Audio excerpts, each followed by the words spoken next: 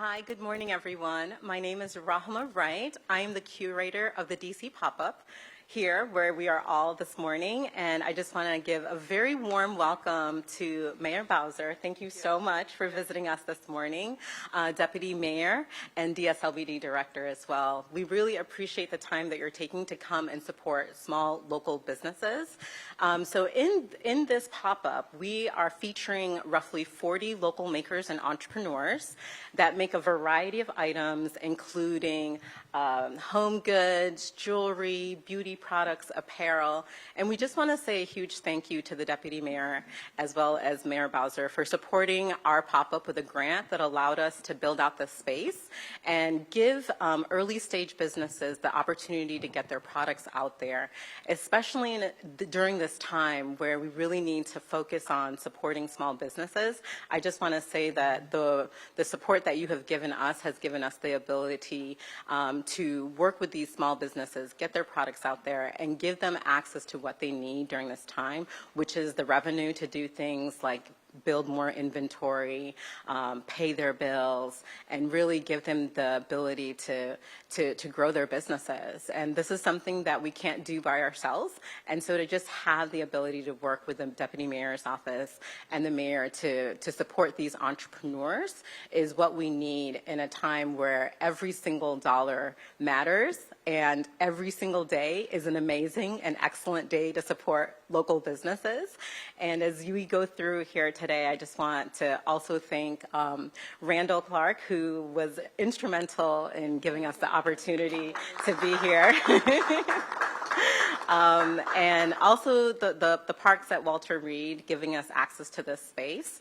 And I also want to share that we do also have a bookstore that's doing a pop-up in our pop-up loyalty books. And this morning, as you're walking around, looking at the various items that we have for sale, there are some entrepreneurs here as well that I want to shout out. Christina from Beloved Beads, Cherie from Cherie Brand. Who else is out here? Blues Coffee is out here. Pear Wines is here. And, you know, during this time, it just is an incredible example of the power of community and the power of coming together.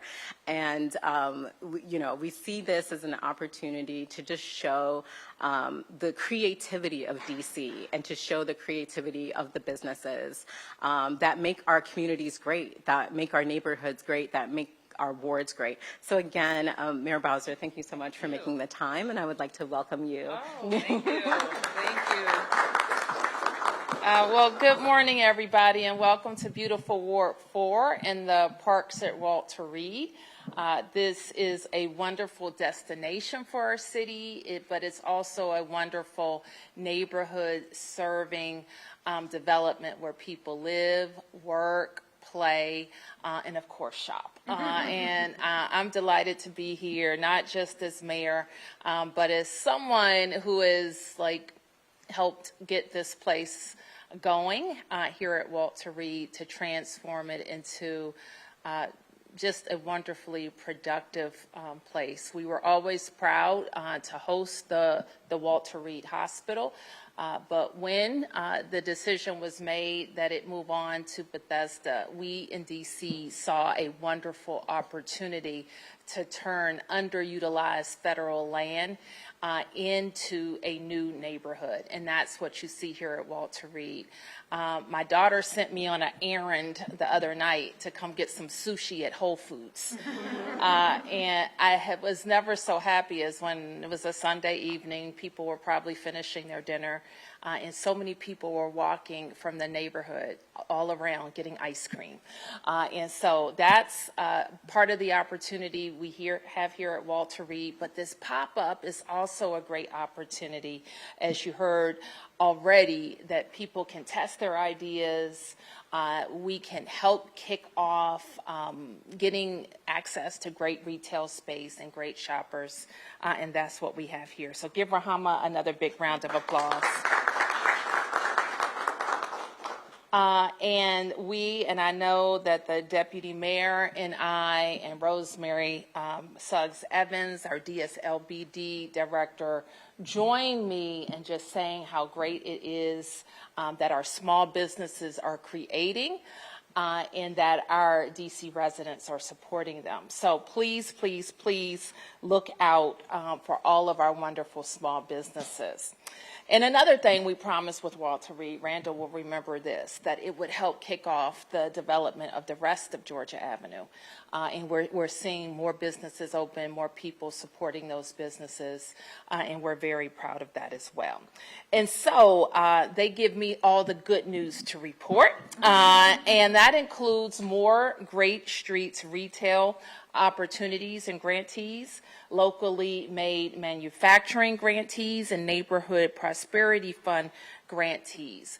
Literally, over the time that I've been mayor, we have issued millions of dollars of support for our small businesses in all of those categories that have helped neighborhood corridors stay vibrant.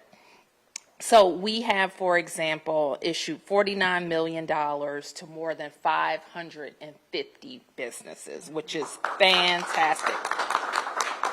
And that's what we've done in creating the Walter Reed Retail Grant Program. And in addition to this pop-up, we will award 4 other awards, as I mentioned, to Blues Coffee. Give Blues Coffee a big round of applause. The Pear Wine Shop, Tropical Smoothie Cafe, and True Value Hardware. Give them a big round of applause. So you can get coffee, drink wine, have a smoothie, and do some work on your house. I like that.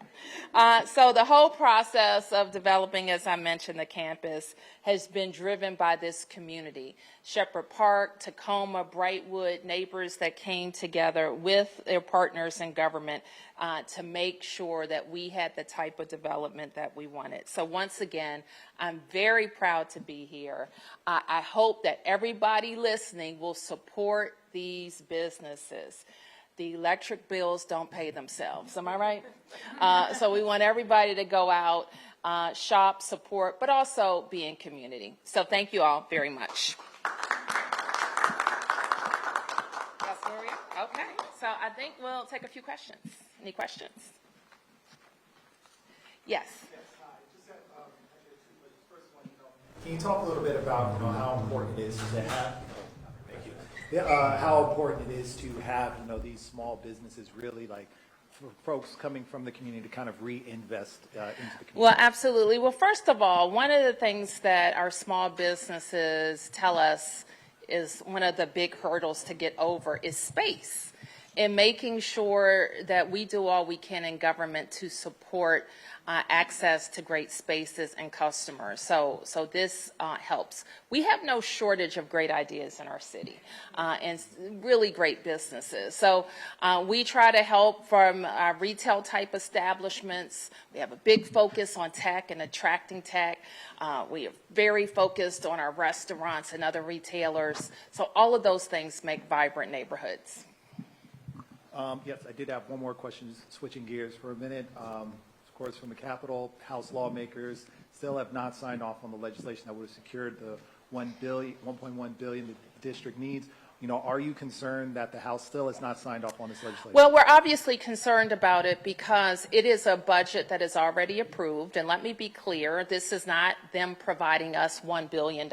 These are local dollars that they previously approved and apparently made an oversight in passing the CR that didn't advance our already approved budget. So we continue to be very concerned about it. I'll be talking to House leadership with a focus on getting a date this week that this fix, as President Trump called it 2 weeks ago, that he encouraged Speaker Johnson to pass immediately, gets passed.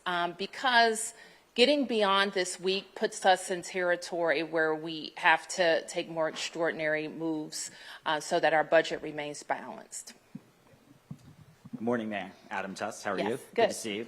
Can you comment on this report about President Trump wanting a military parade in the city between Arlington and D.C. this summer? First of all, can you confirm that report, that it's in the early stages? And then if so, what do you think about that kind of plan? I don't know if it's been characterized as a military parade, but maybe it has. I haven't been directly involved in it yet. I understand that I think it was Homeland Security, maybe the White House reached out to our special events task force, which is what most people wanting to do a parade do in the district. So I would say it's at its early stages. Yes, they have reached out. I don't know if it's being characterized as a military parade. Previously, the first time that the president was in office, he had talked about military tanks running down Pennsylvania Avenue. There was some pushback from the city. Yeah. Would you have the same kind of pushback? Yeah, military tanks on our streets would not be good. If military tanks were used, they should be accompanied with many millions of dollars to repair the roads. And then just one final one. The other thing I'll Go note ahead. is I think our initial report is that it would be starting from Virginia, from Arlington. Yes, the Pentagon. Okay, well, So- then it does sound like a military parade. Right, okay. And the infrastructure, I guess, the 14th Street Bridge would have to take some of that too, whatever is Yes, planned. that would require a test. Just one more on the task force. There's also some reporting today that the task force is meeting with President Trump's task force for the district is meeting with some city officials today. Can you confirm that? And have they reached out to you for any guidance as far as what they're talking about? We will be reporting a written briefing to the task force on some issues that were outlined in the EO, police recruiting, for example. I think something on concealed carry, confirmation that our forensics lab is accredited, which it is. We also will, in that correspondence, emphasize the things that we really need to happen immediately to keep the city safe and beautiful. Number one, we need the House to pass the budget fix, and we need it to happen this week. We also outlined what we understand recently, that the NPS, the National Park Service, has been impacted by cuts, and they have reduced the number of trash pickups on the mall. So we're asking them to restore, I think, 3 times daily trash pickups on the mall. We saw with the Cherry Blossom weekend some overflowing trash cans. That's not beautiful. So we want that fixed. Additionally, we outlined several fountains that are in the NPS portfolio that don't work. Getting those fixed, that's beautiful. And so we are encouraging the task force to turn their attention to that. Finally, the chief of police outlined, I asked her if this task force could help with police presence in any way, what would be the request? And the request was more patrols from Park Police on the parkways that are in or approach the district: George Washington Parkway, Suitland Parkway, and BW Parkway. Yes. Hi, Mayor Bowser. Tom Rousey with Channel 7. I wanted to ask, related to small businesses and local businesses, right now it's a very uncertain time with everything that's going on with the tariffs, the stock market. If you could comment on how the city is preparing to keep helping, keep doing these grants during an uncertain time, and what the city is doing to shore up its own finances with the stock market kind of very volatile right now. Well, I can't really speak to that because we don't know the impacts right now, but we are monitoring it closely. And we regard small business retention and growth as important to our growth agenda.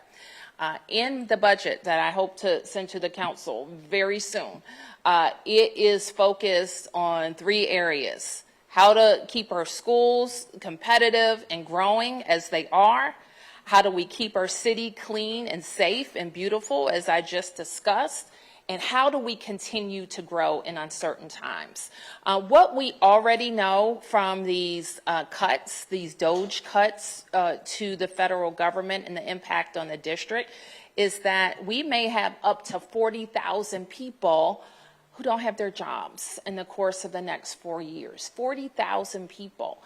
So we want to retain those residents. We want them to stay here. We want them to get new jobs here. We want them to retrain here. We want them to continue to send their kids to our schools and shop at our businesses. So we're very focused on how we retain our residents, but also how we're supporting our existing businesses and growing our businesses. We have to really replace a lot of economic activity in our city just to stay where we are.